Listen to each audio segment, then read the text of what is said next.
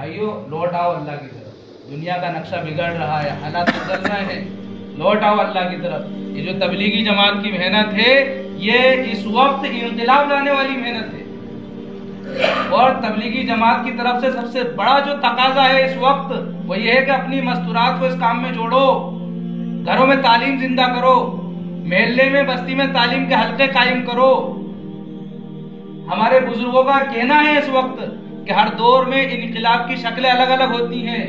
इस दौर में इनकिलाब की अगर कोई शक्ल नजर आ रही है मुझे, आपको और हमारे उलमा को, तो ये है कि मस्तूरात के जरिए से इनकिलाब आएगा, मस्तूरात के जरिए से इनकिलाब आएगा। इसलिए कि अब औरतों की हुकूमत है, मस्तूरात के जरिए से इनकिलाब आएगा। मस्तूरात की जिंदगियों में दीन को दाखिल करने के लिए लगाओ इस रास्ते में। और जो लोग चेमेगोइयां कर रहे हैं, फितने फैला रहे हैं और तरह तरह के एतराजात और इश्कारात कर रहे हैं, उनसे सलाम करके आगे बढ़ो, हुज्जत मत करो उनसे। मस्तूरात को निकालो जमातों में, तालीम के हल्के शुरू करो, उनके वक्त लगवाओ, अपने घरों में दीन को लाओ, अपनी लड़कियों को अपनी बच्चियों को पढ़ाओ, नेक बनाओ, मोमिना बनाओ, आलिमा बनाओ, सालिहा बनाओ, उनको बताओ कि अल्लाह कौन है, रसूल कौन है। वरना वाकया आपने सुना आज से 2 साल पहले का कि नदी में छलांग लगाकर कूद रही है और क्या कह रही, मैं अपने अल्लाह से मिलूंगी। उसको पता ही नहीं बेचारी को, खुदकुशी करने वाले का तो अल्लाह चेहरा भी नहीं देखेंगे, उसको पता ही नहीं है, किसी ने बताया ही नहीं उसको। अगर उसको पता होता तो वो खुदकुशी नहीं करती। कौन है गुनहगार? हम सब गुनहगार हैं, इसलिए कि हमने उम्मत में दीन का माहौल नहीं बनाया। दोस्तों बुजुर्गों, सुबह का भूला हुआ अगर शाम को लौट आए तो उसको भूला हुआ नहीं कहते। आज भी मौका है मेरे लिए भी, आपके लिए भी, हम सब के लिए, हम अपने अल्लाह से सुलह करें। आज ही से, अभी से जो है हम अपने घर वालों की, अपने महल्ले वालों की, अपनी बस्ती वालों की फिक्र करें, यहाँ तक कि पूरे आलम के इंसानों की फिक्र करें कि मेरे नबी का लाया हुआ दीन हर कच्चे पक्के घर में किस तरह दाखिल हो जाए। इसकी मेहनत करना हम सबको मिलकर इंशाअल्लाह। 15 तारीख को डाबरी में जोड़ है, वहां से 4-4 महीने की जमातें निकलेंगी इंशाअल्लाह। काम को आगे पीछे करें, मशगूली के अंदर निकलें, बता दें हम अपनी नस्ल को, बता दें हम अपने पूर्व जवार के लोगों को कि अल्लाह का दीन असल है, खेती काश्त दुनिया तिजारत ये असल नहीं है। ये भी करना जरूरी है, ये भी जरूरी है, लेकिन पहले अल्लाह का दीन जरूरी है। अपने काम को आगे पीछे करें और निकलें अल्लाह के रास्ते में। बताएं उसके लिए भाई।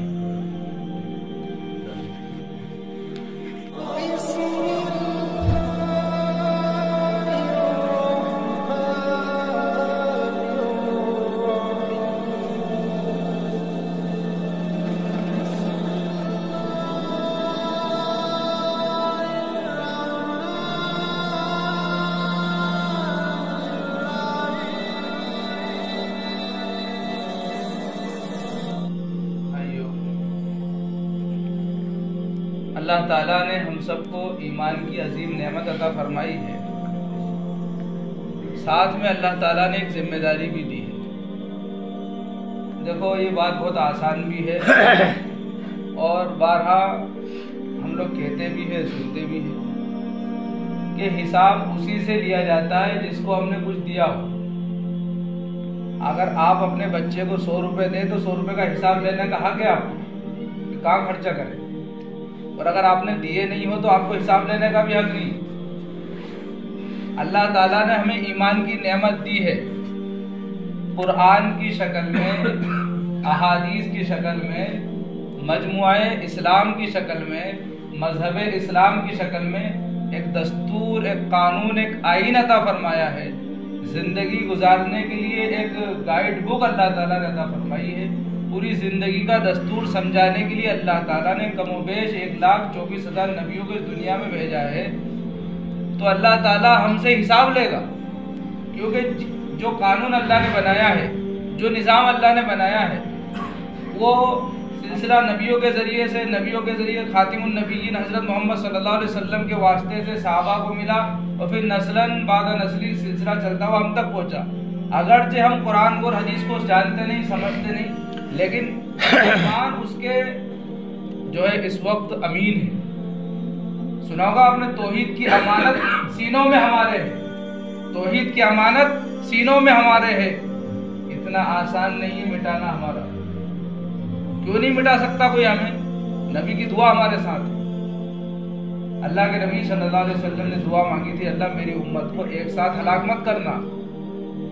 हलाकतें तो आ रही हैं, हालात और आजमाइशें तो आ रहे हैं, लेकिन सारी उम्मत एक साथ हलाक नहीं हो रही है। क्यों नहीं हो रही है? इसलिए कि प्यारे नबी की दुआ हमारे साथ में है। अगर प्यारे नबी की दुआ साथ में नहीं होती तो यकीनन जो आप कह रहे हैं कि लोग दुआ भी नहीं मांगते, भाग जाते हैं, इससे भी बड़े बड़े जराइम ये मुसलमान कर रहे हैं। अगर अल्लाह ताला हमारे आमाल के हिसाब से फैसला कर दे तो बाखुदा हम सब हलाक हो जाएं, और गुनहगारों के चक्कर में नेक लोग भी जो है डूब जाए। गाड़ी चलाने वाला ड्राइवर, उसकी नींद लग जाए, झपका लग जाए तो ये नहीं देखा जाएगा गलती एक ने करी सब क्यों मरे, तुम बैठे क्यों थे इसकी बस में जो शराब पी के चलाता है।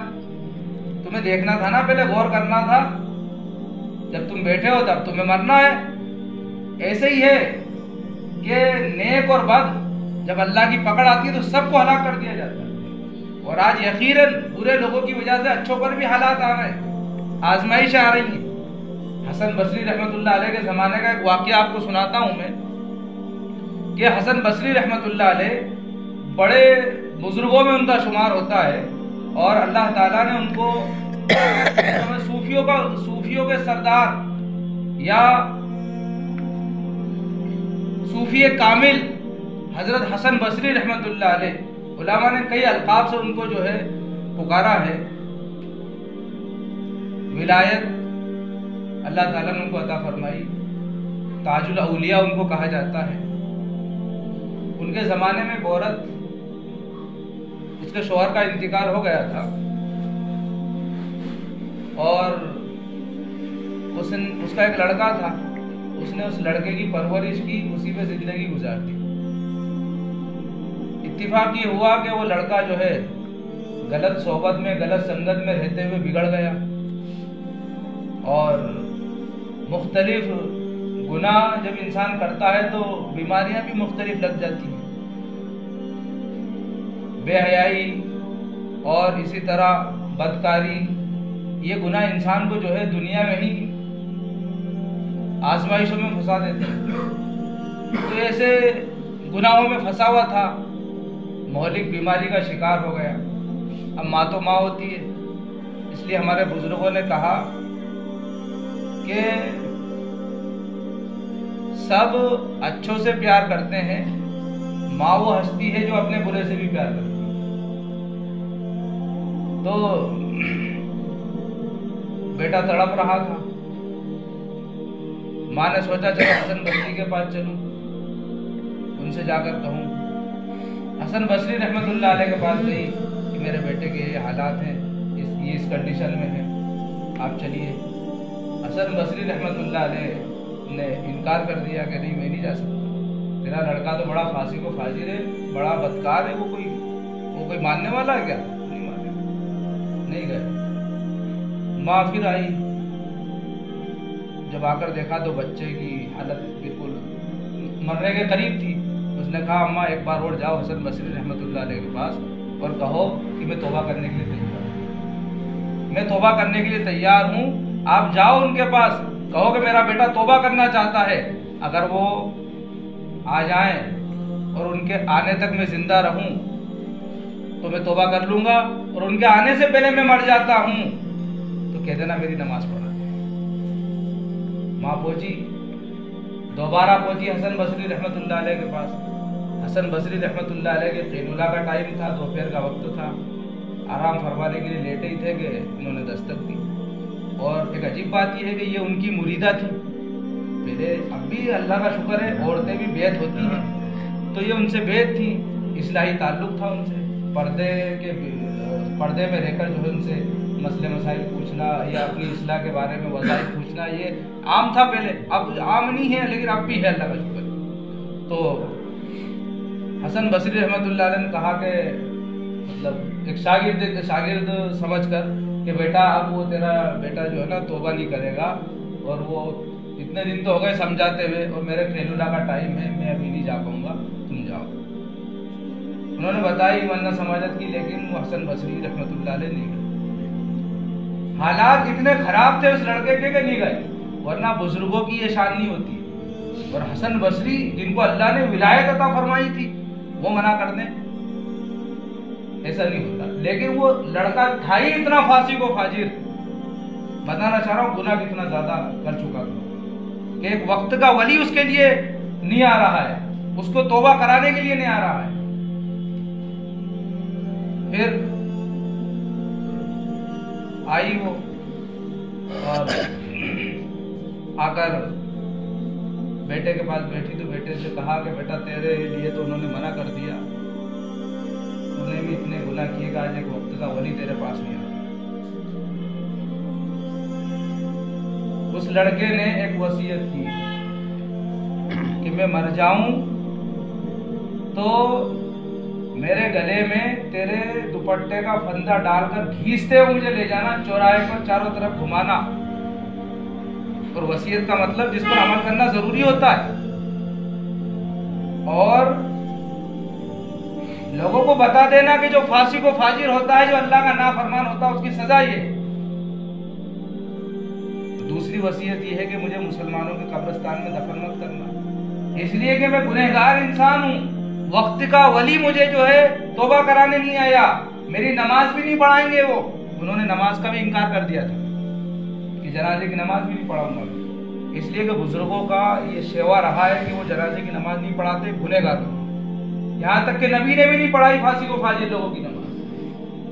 कर्जे में अगर कोई था, कर्जा भी बहुत बड़ा एक हक है, कोई कर्जदार होने की हालत में मरा तो नबी ने नमाज जनाजा नहीं पढ़ी, तो उसी पर अमल करते हुए इन्होंने भी मना कर दिया।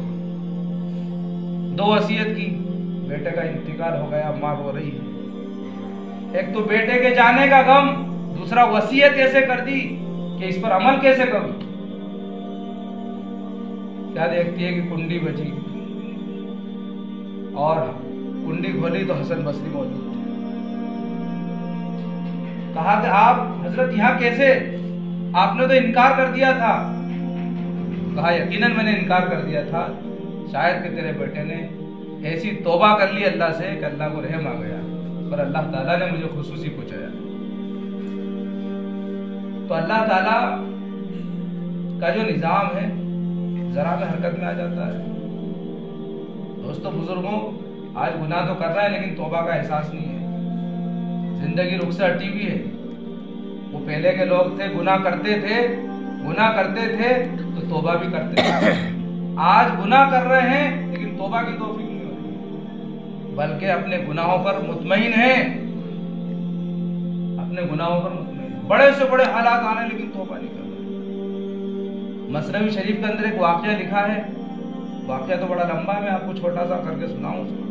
महमूद गजनवी का जमाना था सन 1200 की बात है, 1200 ईस्वी के। महमूद गजनवी बादशाह थे, गश्त करने के लिए निकले तो देखा कि 4 लोग चोरी करने के लिए प्लानिंग बना रहे। ये अपना भेष बदल कर निकले। पूछा कौन हो? कहा तू कौन है, तू बता। कहा मैं तो रोजी रोटी की तलाश में निकला हूँ। अब रात में रोजी रोटी क्या, कोई चोरी करने की बात ऐसी कही कि झूठ भी नहीं हो, मैं रोजी रोटी की तलाश में निकला हूँ। अब रोजी रोटी का क्या मतलब, मैं बादशाह हूँ तो मेरी जिम्मेदारी है कि मैं ध्यान रखूँ, मैं सबके ध्यान रखूंगा तो मेरे लिए रोजी रोटी हलाल होगी, और मैं सोता रहूंगा, रियाया के ध्यान नहीं रखूंगा तो मेरे लिए रोजी रोटी हलाल नहीं होगी। इस एतबार से उन्होंने कहा, और वो समझे कि रोजी रोटी के लिए निकला मतलब ये भी चोरी करने निकला। उन्होंने कहा कि हम भी भाई रोजी रोटी के लिए निकले हैं, चलो 5 ही मिलकर चोरी करते हैं।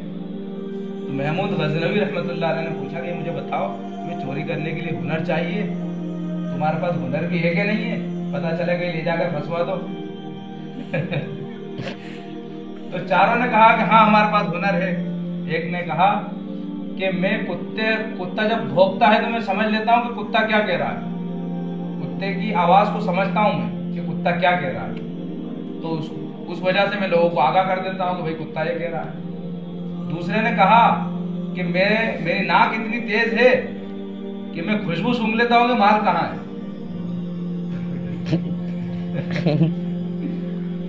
तीसरे ने कहा कि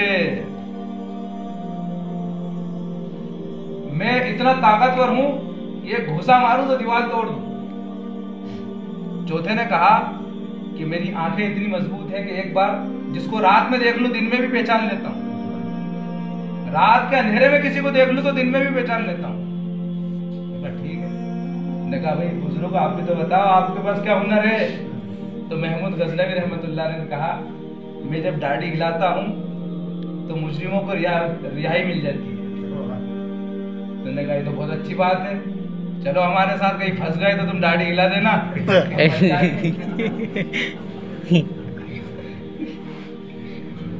बहरहाल ये हिकमतें थी बुजुर्गों की।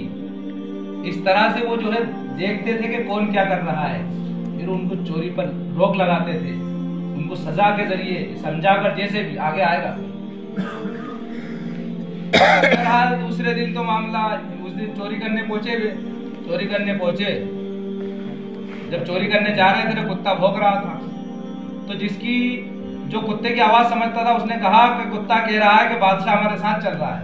तो उसकी बात नहीं सुनी किसी ने, ने कहा मैं कुत्ते की आवाज समझ के कह रहा हूँ, कुत्ता ये कह रहा है कि बादशाह हमारे साथ चल रहा है। ने कहा इस बात पे यकीन मत करो, चोरी करने वाला आदमी को बादशाह होगा क्या? नहीं समझिए। उसके बाद फिर नाक वाले ने नाक लगाई, हम माल इधर है, पहुंचे वहां पर। ताकत जिसके पास थी उसने घुसा मारा, दीवार तोड़ दी। ये हुआ मामला। उसके बाद जब सुबह महमूद गजनवी अदालत में पहुंचे, अपनी कुर्सी पर पहुंचे, तो चारों को पहुंचाया, अपनी पुलिस को पकड़ के लाओ, चारों को लाए। तो जो आंख वाला था उस आंख वाले ने पहचान लिया कि यही बादशाह था। इनका तो हो गया ना, एक बचा था आंख वाला, तो उसने दिन में पहचान लिया, अरे यही तो था वो बादशाह। सलामत आप ही थे, दाढ़ी खिला दीजिए।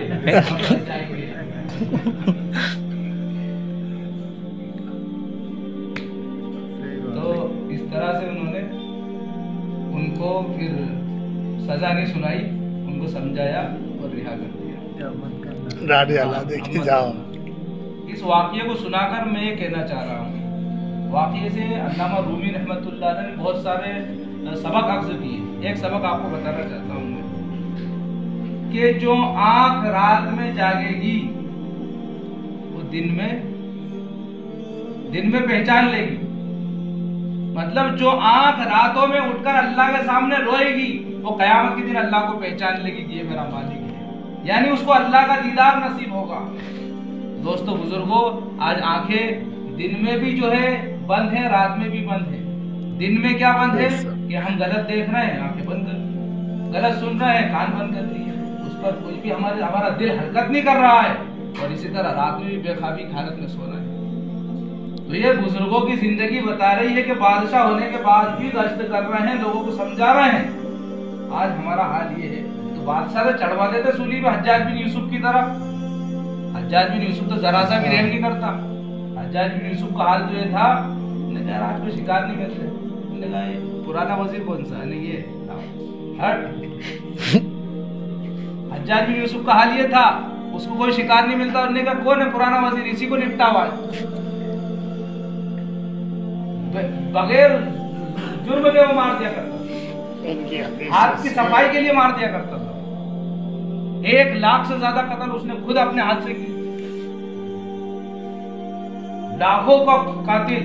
और ये हसन बसरी रहमतुल्लाह अलैह ने फरमाया कि पूरी उम्मत के गुनाह एक तरफ और हज्जाज बिन यूसुफ के एक तरफ, तो हज्जाज बिन यूसुफ के गुनाह बढ़ जाएंगे, उम्मत के गुनाह घट जाएंगे। पूरी उम्मत आदम अलैहिस्सलाम से लेकर क़यामत तक आने वाले लोगों के गुनाह एक पलड़े में रख दो, हज्जाज बिन यूसुफ के एक पलड़े में रख दो। कौन कह रहा है? हसन बसरी। कहा कि फिर भी इसके गुनाह बढ़ जाएंगे। हज्जाज बिन यूसुफ ने मरते वक्त कह ली कि अल्लाह, लोग तो ये कह रहे हैं कि मुझे माफ नहीं करेगा, लेकिन मैं तो जानता हूं तो गफूर हूं, सच्चे दिल से माफी मांग रहा हूं, मुझे माफ। वक्त के खलीफा अमीरुल मोमिनीन उमर इब्ने अब्दुल अजीज रहमतुल्लाह अलैह फरमा रहे हैं, बड़ी काबिल रश्क मौत है हज्जाज बिन यूसुफ। मतलब क्या है कि ऐसी मौत मुझे भी मिले। वक्त का जालिम भी जो है तौबा करके मरता। आज का मुसलमान तौबा की तरफ नहीं आ रहा। तो वो सोच रहा है कि जिंदगी बहुत लंबी है, तौबा कर लेंगे, तौबा कर लेंगे। भट्टे के भाव में जा रहे हैं लोग। अब कितने वाकया सुने हमें। अभी गए थे हम तो 3 लोग गए, तीनों स्पॉट पे नहीं पड़ गए, अभी 3-4 दिन पहले की बात।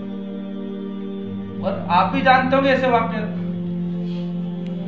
सहारनपुर में बताऊं आपको, वो जो नीचे का जो ऊपर चढ़ाव जा रहा है कीड़ी रोड पे से, वहां गाड़ी चढ़ी, गाड़ी इधर गिरी और बीवी इधर गिरी, जांग पे से ट्रक निकल गया। 10 लाख रुपए लगा दिए। और कौन है वो? गफ्फार हफीज साहब है। गफ्फार हफीज साहब के भतीजे की बीवी, गफ्फार हफीज साहब के भतीजे की बीवी का वाकया है। ट्रक चढ़ गया पेड़ के ऊपर, हम गए थे खबर लेने की। उसके बाद 10 लाख रुपए लगा दिए उन्होंने, फिर भी नहीं बची। जैसे ही होश आया खून बहना शुरू हो गया, मर गई। इतनी सस्ती हो गई जिंदगी। और उसी जगह का वाकया 2 दिन बाद का, मैंने ग्रुप में फोटो डाला उसका, अगर आप देखना चाहो। उसी जगह पर 2-3 दोस्त जा रहे थे, गाड़ी गिरी इधर और लड़का गिरा पीछे वाला इधर, उसके ट्रक चढ़ता हुआ निकल गया। लेकिन वो अभी जो है कि गंभीर हालत में है, बच जाएगा। अस्पताल में भर्ती है, गरीब घर का लड़का, चंदा करना है, भीख मांगना है लोग कि हमारे बच्चे की जिंदगी बचा लो, हमारे लड़के की जिंदगी बचा लो। 4 साल का लड़का है उसका, गरीब लड़का है, 4 साल का बच्चा है, अभी नई नई शादी हुई है 2-3 साल पहले। अब मुझे बताओ कि कैसे वो अपने बच्चों का पूरा करेगा? बीवी कैसे उसके करीब आएगी? अब बीवी भी उससे घिन करेगी, इसलिए कि जिंदगियों में दीन नहीं है। और आए मौका तो बीवी अगर दुनियादार है तो तलाक ले लेगी उससे। ये हालात है भाई, हकीकत है, ये अफसाना नहीं है, ये कहानी नहीं है। फिर भी मैं और आप कैसे गफलत में जिंदगी गुजार रहे हैं। बोल रहे हैं उस करीम रब को जो ये कहता है कि पूरी दुनिया ठुकरा दे, बाप ठुकरा दे, माँ ठुकरा दे, बहन भाई ठुकरा दे, पूरी दुनिया तुम्हें ठुकरा दे, हट, कोई रिश्ता नहीं हमारा तेरे से। उस वक्त अल्लाह फरमा रहे हैं, या अय्युहल इंसान, ए इंसान, मा गर्रका बिरब्बिकल करीम, तेरे करीम रब से तुझे किसने धोखे में डाला? लौट आ अपने अल्लाह की तरफ, फैला दे अपनी झोली, उठा ले अपने हाथ। तेरे गुनाह जमीन से आसमान तक है, तो मेरी मगफिरत 7 जमीन 7 आसमान से बड़ी। रहमतों की बारिश, मगफिरत की बारिश और अतायात की नवाजिश की बारिश अल्लाह की तरफ से होती है। किसके लिए? ये गुनहगार बंदे के लिए। गुनहगार बंदे के लिए इतना इकराम है, तो जो नेक है, नमाजी के, अल्लाह उसको ऐसे ही छोड़ देंगे। भाइयों, लौट आओ अल्लाह की तरफ। दुनिया का नक्शा बिगड़ रहा है, हालात बदल रहे हैं, लौट आओ अल्लाह की तरफ। ये जो तबलीगी जमात की मेहनत है, ये इस वक्त इंक़िलाब लाने वाली मेहनत है। और तबलीगी जमात की तरफ से सबसे बड़ा जो तकाजा है इस वक्त, वो ये है कि अपनी मस्तूरात को इस काम में जोड़ो, घरों में तालीम जिंदा करो, महल्ले में, बस्ती में तालीम के हल्के कायम करो। हमारे बुजुर्गों का कहना है इस वक्त कि हर दौर में इनकलाब की शक्लें अलग अलग होती हैं। इस दौर में इनकलाब की अगर कोई शक्ल नजर आ रही है मुझे, आपको और हमारे उलमा को, तो ये है कि मस्तूरात के जरिए से इनकलाब आएगा, मस्तूरात के जरिए से इनकलाब आएगा। इसलिए कि अब औरतों की हुकूमत है, मस्तूरात के जरिए से इनकलाब आएगा। मस्तूरात की जिंदगियों में दीन को दाखिल करने के लिए लगाओ इस रास्ते में। और जो लोग चेवेगोइयां कर रहे हैं, फितने फैला रहे हैं और तरह तरह के एतराजात और इश्कारात कर रहे हैं, उनसे सलाम करके आगे बढ़ो, हुज्जत मत करो उनसे। मस्तूरात को निकालो जमातों में, तालीम के हल्के शुरू करो, उनके वक्त लगवाओ, अपने घरों में दीन को लाओ, अपनी लड़कियों को, अपनी बच्चियों को पढ़ाओ, नेक बनाओ, मोमिना बनाओ, आलिमा बनाओ, सालिहा बनाओ। उनको बताओ कि अल्लाह कौन है, रसूल कौन है। वरना वाकया आपने सुना से 2 साल पहले का कि नदी में छलांग लगाकर कूद रही है और क्या कह रही, मैं अपने अल्लाह से मिलूंगी। उसको पता ही नहीं बेचारी को, खुदकुशी करने वाले का तो अल्लाह चेहरा भी नहीं देखेंगे, उसको पता ही नहीं है, किसी ने बताया ही नहीं उसको। अगर उसको पता होता तो वो खुदकुशी नहीं करती। कौन है गुनहगार? हम सब गुनहगार हैं, इसलिए कि हमने उम्मत में दीन का माहौल नहीं बनाया। दोस्तों बुजुर्गों, सुबह का भूला हुआ अगर शाम को लौट आए तो उसको भूला हुआ नहीं कहते। आज भी मौका है, मेरे लिए भी, आपके लिए भी, हम सब के लिए, कि हम अपने अल्लाह से सुना करें। आज ही से, अभी से जो है हम अपने घर वालों की, अपने महल्ले वालों की, अपनी बस्ती वालों की फिक्र करें, यहाँ तक कि पूरे आलम के इंसानों की फिक्र करें कि मेरे नबी का लाया हुआ दीन हर कच्चे पक्के घर में किस तरह दाखिल हो जाए, इसकी मेहनत करना हम सबको मिलकर इंशाअल्लाह। 15 तारीख को डाबरी में जोड़ है, वहां से 4-4 महीने की जमातें निकलेंगी इंशाअल्लाह। काम को आगे पीछे करें, मशगूली के अंदर निकलें, बता दें हम अपनी नस्ल को, बता दें हम अपने पूर्व जवार के लोगों को कि अल्लाह का दीन असल है, खेती काश्त दुनिया तिजारत ये असल नहीं है। ये भी करना जरूरी है, ये भी जरूरी है, लेकिन पहले अल्लाह का दीन जरूरी है। अपने काम को आगे पीछे करें और निकलें अल्लाह के रास्ते में, बताएं उसके लिए भाई।